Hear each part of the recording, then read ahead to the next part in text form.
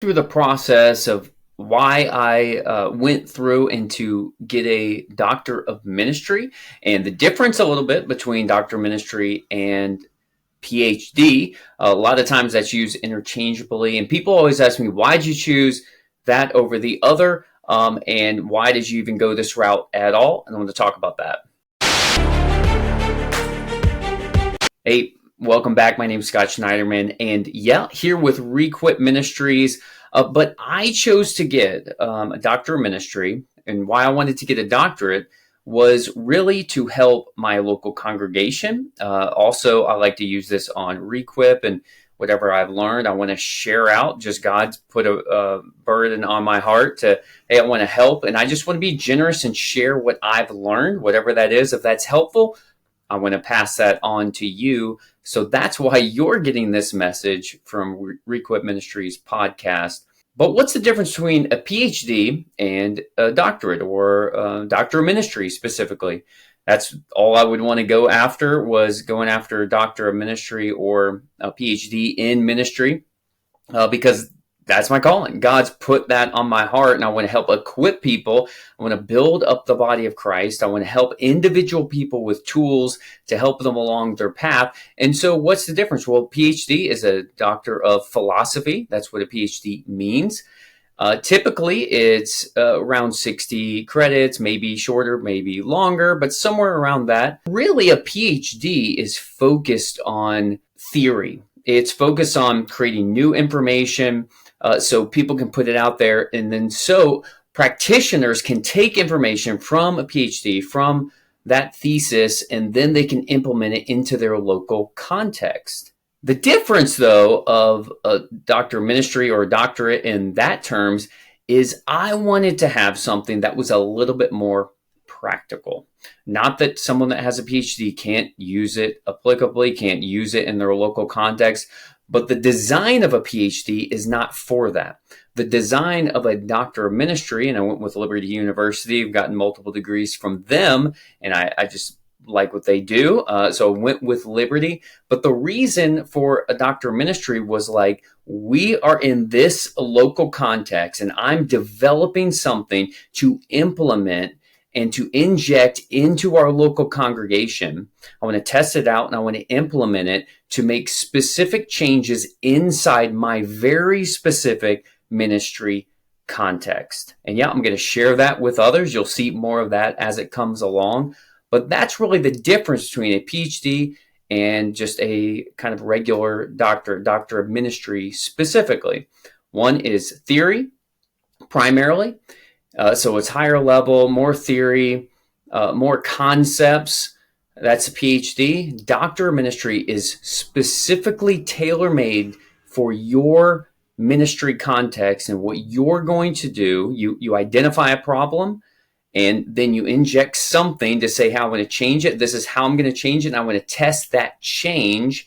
And that's really the difference between a doctor of ministry or a PhD, maybe in ministry.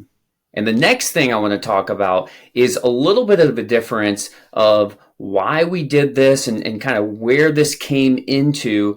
And a lot of this was in conjunction with, of course, my local church. I'm one of the pastors and pastor of ministry development at New Beginnings Church in Harrisonburg, Virginia. And this is in concert and in discussions with my senior pastor, Drew Price, who I appreciate, love him, great friend and great leader. Appreciate him, all the mentoring and everything that he's done for me, and just let me go and help me, along the path that I'm going to fulfill my role within the local church and use my gifts to benefit God's people, building them up in the church. But a lot of this came from that. And in fact, all of it came from that, because I wanted to have something where I could use in my church. I wanted to progress, but I also want to help others with it, specifically within our church. So talking with him, and there were a few different ideas. I kind of went back and forth on a few things of what we could do and what I could do to help the local church, our church, New Beginnings Church. And so after a few conversations, then it just sort of came up. Someone within the congregation talked about, hey, we want to do something with addiction recovery. And one of their backgrounds was Celebrate Recovery. And we also had other ministries that did with type of addiction recovery that we sort of partner with. So we thought about, hey, could we meld these things together? And we looked at that. We kind of thought, is this possible? And it really just the way the approaches and everything, you couldn't mold together these two different ministries that sort of already existed. Celebrate Recovery and then Greater Hope was the other one. And we just saw, hey, these are great ministries. We can't really mix them together. So the question was, hey, why don't we, could we implement one of them? But specifically, we didn't want some siloed ministry. That's outside of our ethos, our context, that's outside of the vision and mission that we believe God's put on us at New Beginnings Church. So we thought about, could we just kind of put this in, and does it tie in? What's the tie-in to the local church? Because we believe that is Jesus's plan A, and he doesn't have a plan B. It's the local church. So we thought, this also should be the place of healing. This also should be the place of developing people to get past their yesterdays, to really find freedom. And so we looked into that, and I did a little research, and that was the beginning part of my doctoral thesis, was to do some research, a lot of research, and looking over at least 100 different sources of information, and going to primary sources of Celebrate Recovery, Alcoholics Anonymous, all these different, and you could see that there's plenty of other ones, but they all kind of form, and they all base themselves off of Alcoholics Anonymous, their 12-step process, which is primarily, if you go back to the research of that, and I dug into this, it was formulated in the early 1900s, and it was primarily based off a theory that alcoholics specifically, later applied to all different addictions, but that alcoholics had a brain disease. Like there was something wrong and they didn't quite know what it was.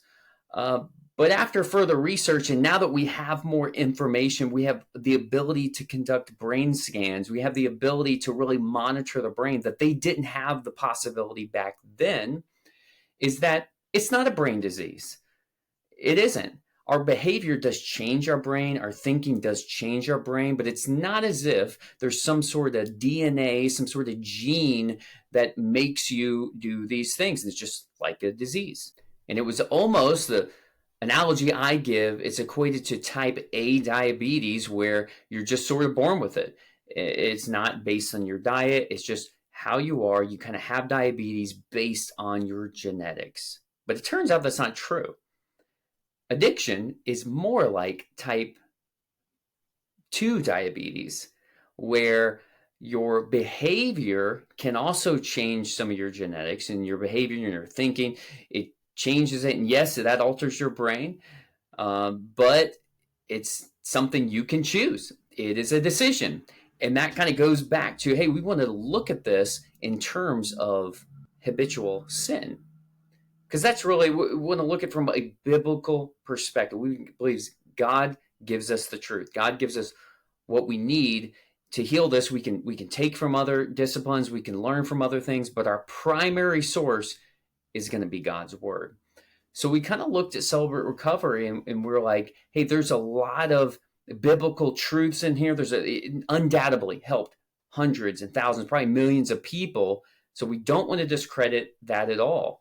But the major issue we saw when we dug deeper into this in my studies and looking into this and looking into their literature, primary source of Celebrate Recovery, but then also talking with multiple people that had been through the program, been director of the program, had served in the ministry, and they really couldn't point to an end goal. The end goal, really, according to the literature in Celebrate Recovery, was a follow-on course at best. At worst, it is you cycle back through. And so we wanted to come up with something, and my doctoral studies was to look into how do we come up with a program for our local church that fits within our context, that we can have a measurement of success that isn't you going back through the program. And that isn't you just abstaining from whatever sin it is, because we're calling it sin, because the Bible calls it sin, because it's abuse of the body. It's selfish behavior. So we wanted to look into how to counteract that. I want to give more videos on that and kind of my progression and how I came to the study that we did develop that we're implementing. And I'll give you more on that. But I wanted to kind of give the background. Why did we choose this? Why do we even go this route? Why did I specifically want to go for a doctor of ministry? And then kind of where we're going with this, because I think most Christians don't even talk about it. I think we kind of turn it into relegated to some other ministry. We kind of silo it, put it off into some ministry. But hey, this is part of God's plan. This is part of God's plan and how he desires for people to be restored and people to find healing, the people to find freedom. And so I want to talk about that in subsequent podcasts. So if this has been helpful to you, join in with us and make sure you get the next one.